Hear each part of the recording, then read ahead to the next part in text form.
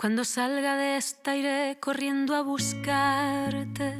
Te diré con los ojos lo mucho que te echo de menos. Guardaré en un tarrito todos los abrazos, los besos, para cuando se amarren el alma, la pena y el miedo. Me pondré. Me llamo Lucas, tengo 7 años, voy en segundo de primaria.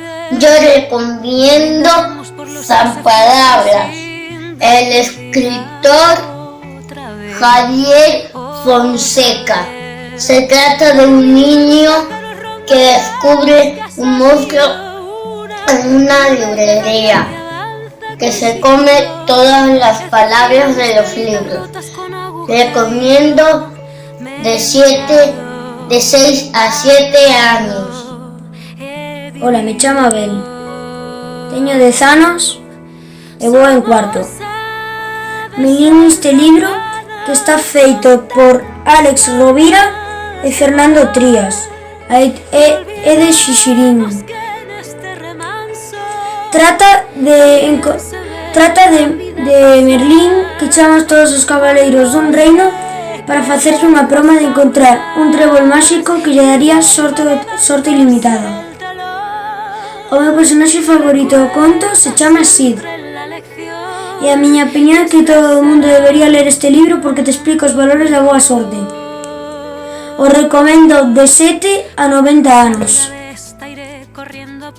Me llamo Gabriel, tengo 11 años, voy en quinto de primaria. Yo recomiendo Harry Potter y el legado maldito de J.K. Rowling. Se trata de Albus, el hijo de Harry Potter, y Scorpius, el hijo de Draco Malfoy, que viven una serie de aventuras. Lo recomiendo a partir de entre 12 y 14 años. Chámome Lois, teño 12 anos e vou en sexto curso do Colexio Ceip Sardo de Amoledo. Quería falarvos dunha triloxía que se chama A Porta dos Tres Cerrochos.